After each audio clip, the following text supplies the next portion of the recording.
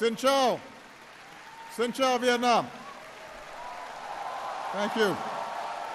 Thank you so much. Thank you. Please.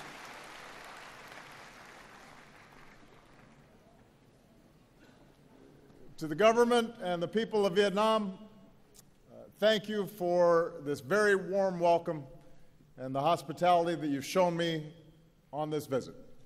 And thank all of you for being here today.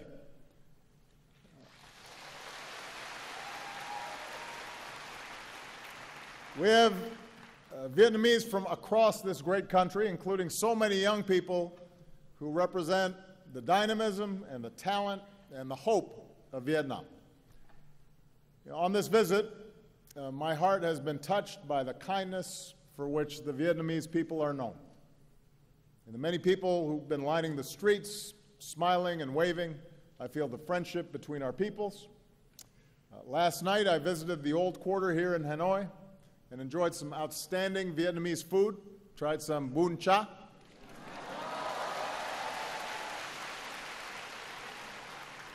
Drank some beer Hanoi. But I have to say, the busy streets of this city, I've never seen so many motorbikes in my life. So I haven't had to try to cross the street so far, but maybe when I come back and visit, you can tell me how. I am not the first American president to come to Vietnam in recent times, but I am the first, like so many of you, who came of age after the war between our countries. When the last U.S. forces left Vietnam, I was just 13 years old. So my first exposure to Vietnam and the Vietnamese people came when I was growing up in Hawaii, with its proud Vietnamese American community there. At the same time, many people in this country are much younger than me. Like my two daughters, many of you have lived your whole lives knowing only one thing, and that is peace and normalized relations between Vietnam and the United States. So I come here mindful of the past, mindful of our difficult history, but focused on the future, the prosperity, security, and human dignity that we can advance together. I also come here with a deep respect for Vietnam's ancient heritage. For millennia, farmers have tended these lands, history revealed in the Dong Shun drums. At this bend in the river, Hanoi has endured for more than 1,000 years.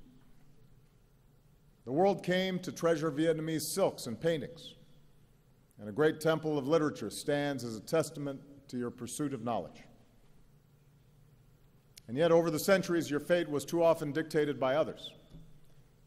Your beloved land was not always your own. But like bamboo, the unbroken spirit of the Vietnamese people was captured by Ly Chong Kiet. The Southern Emperor rules the southern land. Our destiny is writ in heaven's book.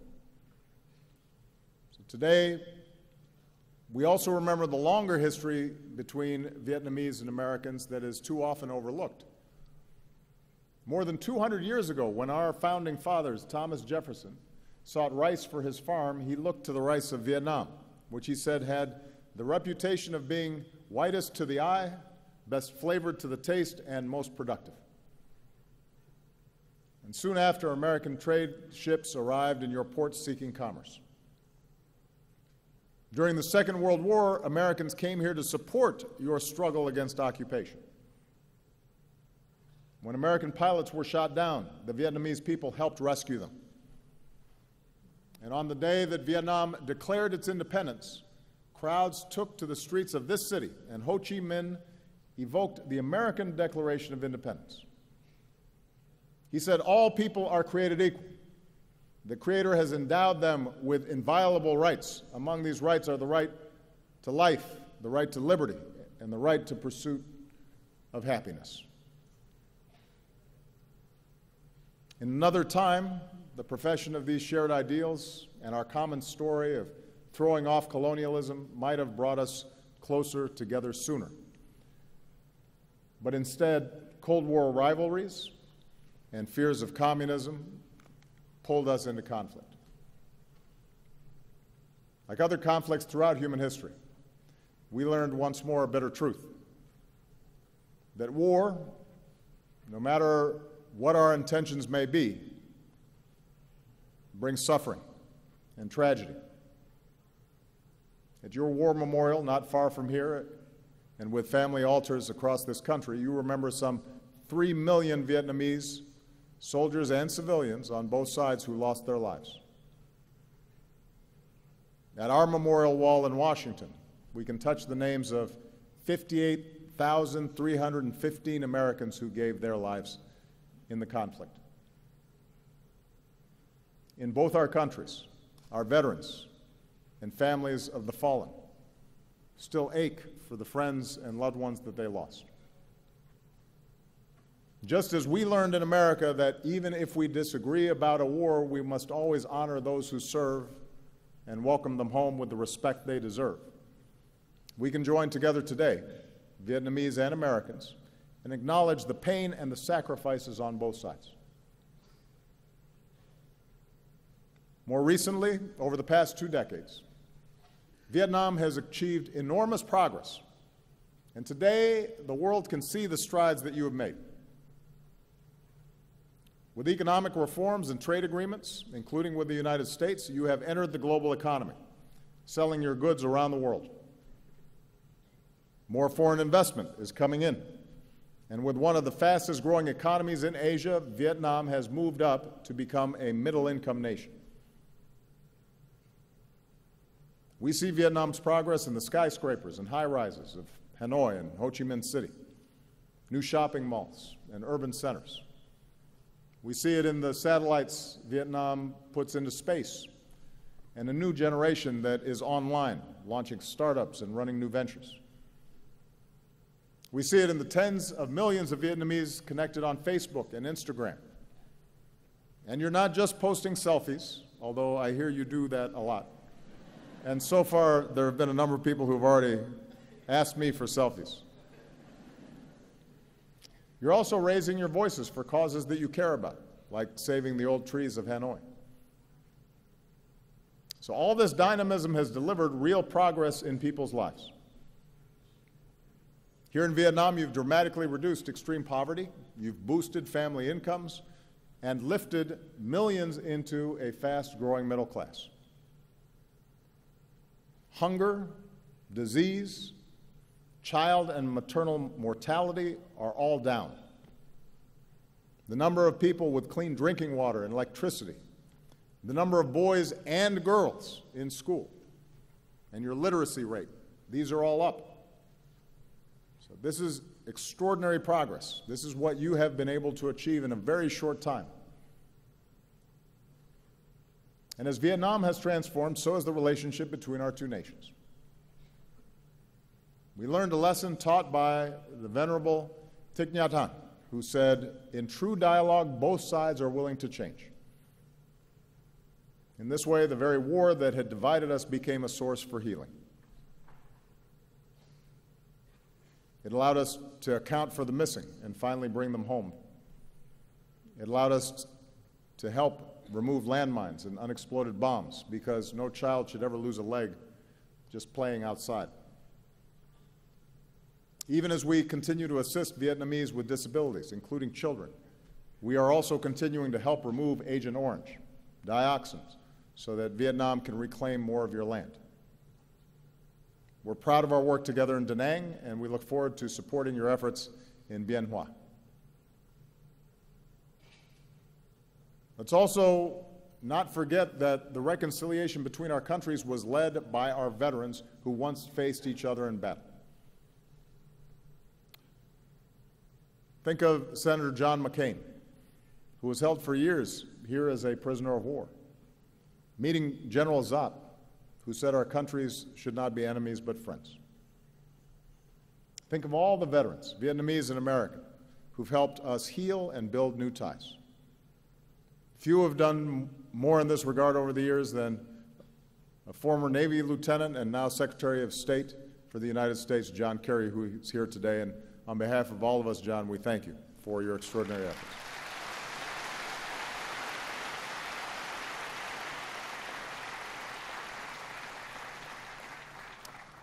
Because our veterans showed us the way, because warriors had the courage to pursue peace, our peoples are now closer than ever before. Our trade has surged, our students and scholars learn together. We welcome more Vietnamese students to America than from any other country in Southeast Asia. And every year you welcome more and more American tourists, including young Americans with their backpacks, to Hanoi's 36 streets and the shops of Hoi An and the imperial city of Hue. As Vietnamese and Americans, we can all relate to those words written by Van Cao. From now, we know each other's homeland. From now, we learn to feel for each other. As president, I've built on this progress. With our new comprehensive partnership, our governments are working more closely together than ever before. And with this visit, we've put our relationship on a firmer footing for decades to come. In a sense, the long story between our two nations that began with Thomas Jefferson more than 2 centuries ago has now come full circle. It's taken many years and required great effort. But now we can say something that was once unimaginable. Today, Vietnam and the United States are partners. And I believe our experience holds lessons for the world. At a time when many conflicts seem intractable, seem as if they will never end, we have shown that hearts can change and that a different future is possible when we refuse to be prisoners of the past. We've shown how peace can be better than war. We've shown that progress in human dignity is best advanced by cooperation and not conflict. That's what Vietnam and America can show the world. Now, America's new partnership with Vietnam is rooted in some basic truths. Vietnam is an independent, sovereign nation, and no other nation can impose its will on you or decide your destiny.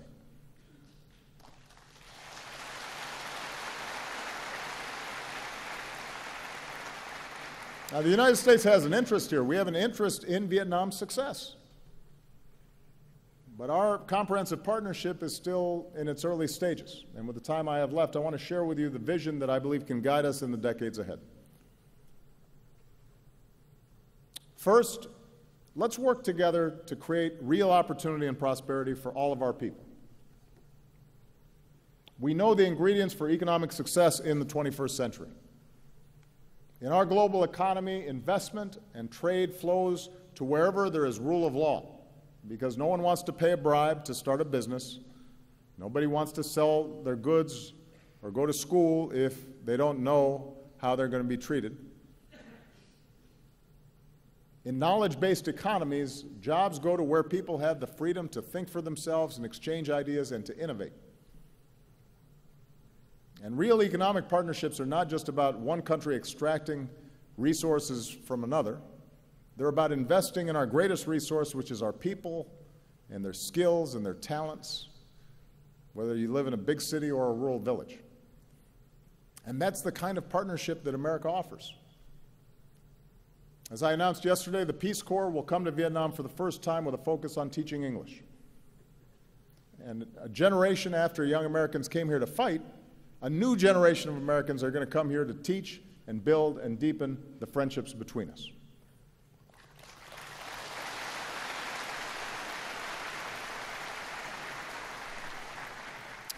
Some of America's leading technology companies and academic institutions are joining Vietnamese universities to strengthen training in science, technology, engineering, mathematics, and medicine. Because even as we keep welcoming more Vietnamese students to America, we also believe that young people deserve a world-class education right here in Vietnam. It's one of the reasons why we're very excited that this fall the new Fulbright University Vietnam will open in Ho Chi Minh City, this nation's first independent nonprofit university. where there will be full academic freedom and scholarships for those in need.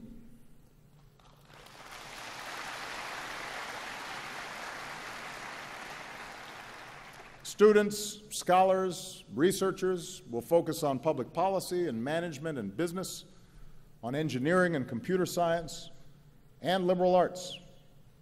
Everything from the poetry of Nguyen Zu to the philosophy of Fan Chu Ching to the mathematics of No Bao Cho.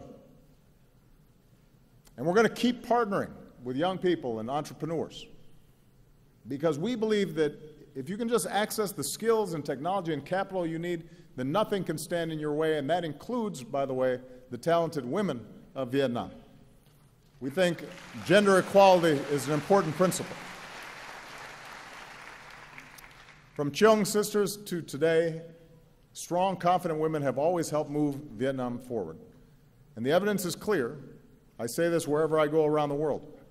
Families, communities, and countries are more prosperous when girls and women have an equal opportunity to succeed in school and at work and in government.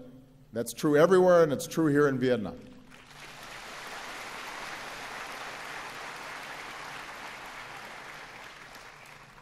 We'll keep working to unleash the full potential of your economy with the Trans-Pacific Partnership.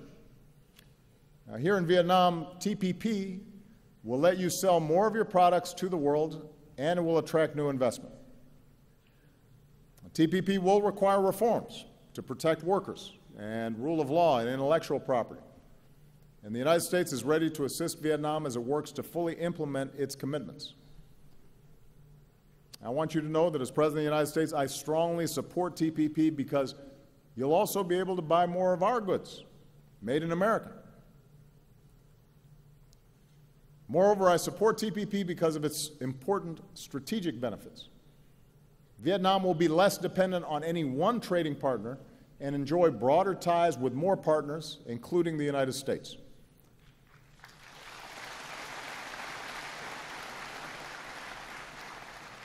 And TPP will reinforce regional cooperation.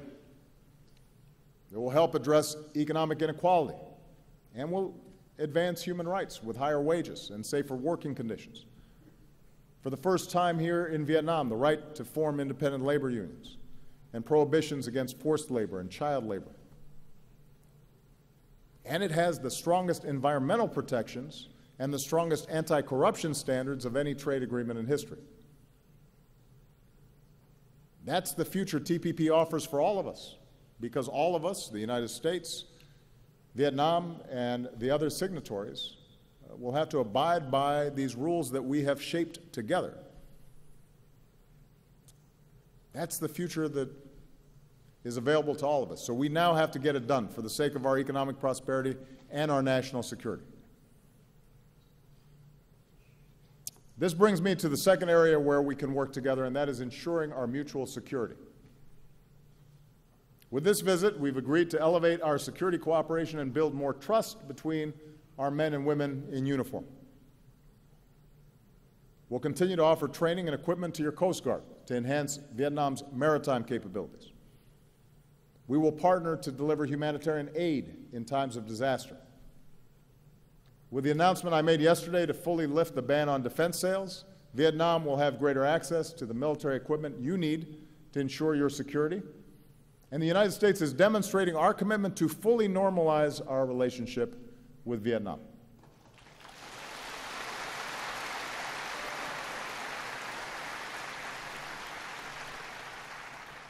More broadly, the 20th century has taught all of us, including the United States and Vietnam, that the international order upon which our mutual security depends is rooted in certain rules and norms.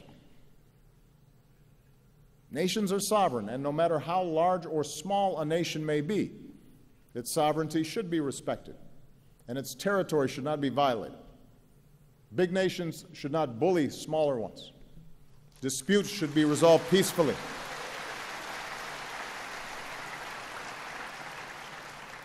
And regional institutions like ASEAN and the East Asia Summit should continue to be strengthened. That's what I believe, that's what the United States believes, and that's the kind of partnership America offers this region. I look forward to advancing this spirit of respect and reconciliation later this year when I become the first U.S. president to visit Laos. In the South China Sea, the United States is not a claimant in current disputes, but we will stand with partners in upholding core principles like freedom of navigation and overflight, and lawful commerce that is not impeded, and the peaceful resolution of disputes through legal means in accordance with international law. And as we go forward, the United States will continue to fly, sail, and operate wherever international law allows, and we will support the right of all countries to do the same.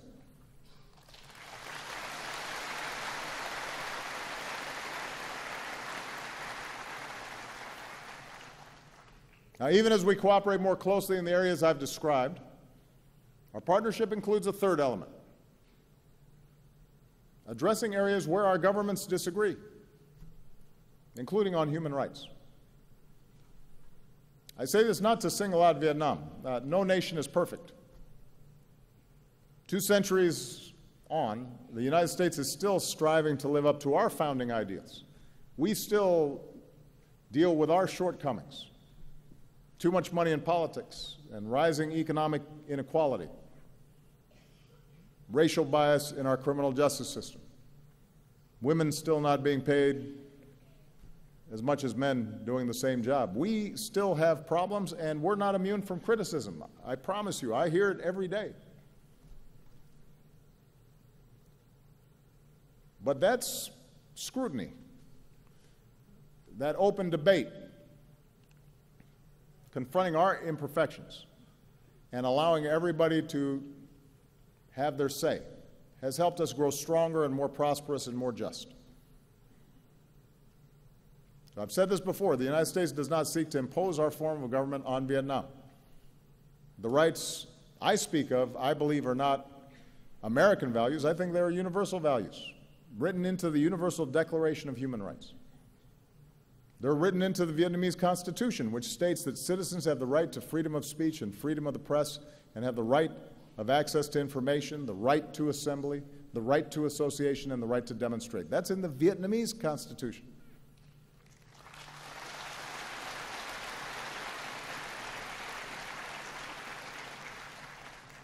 So really, this is an issue about all of us, each country, trying to consistently apply these principles, making sure that we, those of us in government, are being true to these ideals. In recent years, Vietnam has made some progress. Vietnam's committed to bringing its laws in line with its new constitution and with international norms. Under recently passed laws, the government will disclose more of its budget, and the public will have the right to access more information. And as I said, Vietnam has committed to economic and labor reforms under the TPP. So these are all positive steps. And ultimately, the future of Vietnam will be decided by the people of Vietnam. Every country will chart its own path, and our 2 nations have different traditions and different political systems and different cultures. But as a friend of Vietnam, allow me to share my view, why I believe nations are more successful when universal rights are upheld. When there's freedom of expression and freedom of speech, and when people can share ideas and access the internet and social media without restriction, that fuels the innovation economies need to thrive. That's where new ideas happen. That's how a Facebook starts. That's how some of our greatest companies began. Because somebody had a new idea that was different, and they were able to share it. When there's freedom of the press, when journalists and bloggers are able to shine a light on injustice or abuse, that holds officials accountable and builds public confidence that the system works. When candidates can run for office and campaign freely, and voters can choose their own leaders in free and fair elections, it makes the countries more stable because citizens know that their voices count and that peaceful change is possible. And it brings new people into the system. When there's freedom of religion, it not only allows people to fully express the love and compassion that are at the heart of all great religions, but it allows faith groups to serve their own communities through schools and hospitals and care for the poor and the vulnerable. And when there's freedom of assembly and citizens are free to organize in civil society, then countries can better address challenges that government sometimes cannot solve by itself. So it is my view that upholding these rights is not a threat to stability, but actually reinforces stability and is the foundation of progress. After all, it was a yearning for these very rights that inspired people around the world, including Vietnam, to throw off colonialism. And I believe that upholding these rights is the fullest expression of the independence that so many cherish, including here, in a nation that proclaims itself to be of the people, by the people, and for the people. Vietnam will do it differently than the United States does. And each of us will do it differently from many other countries around the world. But there are these basic principles that I think we all have to try to work on and improve. And I say this as somebody who's about to leave office. So I have the benefit of almost 8 years now of reflecting on how our system has worked and interacting with countries around the world who are constantly trying to improve their systems as well. Now, finally, our partnership, I think, can meet global challenges that no nation can solve by itself. If we're going to ensure the health of our people and the beauty of our planet, then development has to be sustainable. Natural wonders like Ha Long Bay and Sundong Cave have to be preserved for our children and our grandchildren. Rising seas threaten the coasts and waterways on which so many Vietnamese depend. And so, as partners in the fight against climate change, we need to fulfill the commitments we made in Paris, and we need to help farmers and villages and people who depend on fishing to adapt and to bring more clean energy to places like the Mekong Delta. This is a rice bowl of the world that we need to feed future generations. And we can save lives beyond our borders. By helping other countries strengthen, for example, their health systems, we can prevent outbreaks of disease from becoming epidemics that threaten all of us. And as Vietnam deepens its commitment to UN peacekeeping, the United States is proud to help train your peacekeepers. And what a truly remarkable thing that is. Our two nations that once fought each other now standing together and helping others achieve peace as well. So in addition to our bilateral relationship, our partnership also allows us to help shape the international environment in ways that are positive. Now, fully realizing the vision that I've described today is not going to happen overnight, and it is not inevitable. There may be stumbles and setbacks along the way. There are going to be times where there are misunderstandings. It will take sustained effort and true dialogue where both sides continue to change. But considering all the history and hurdles that we've already overcome, I stand before you today very optimistic about our future together.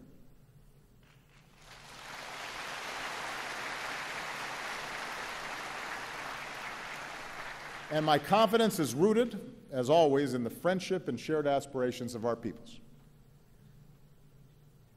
I think of all the Americans and Vietnamese who have crossed a wide ocean, some reuniting with families for the first time in decades, and who, like Jin Kong Sun said in his song, have joined hands in opening their hearts and seeing our common humanity in each other.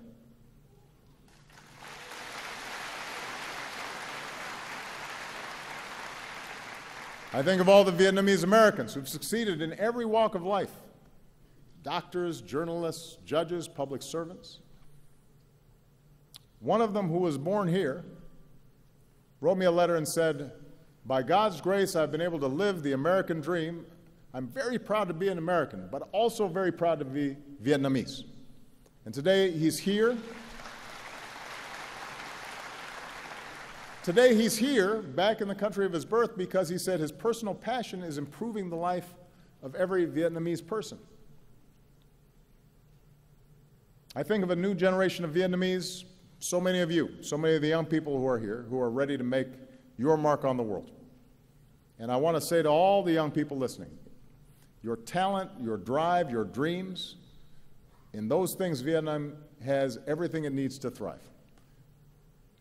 And your destiny is in your hands. This is your moment, and as you pursue the future that you want, I want you to know that the United States of America will be right there with you as your partner and as your friend.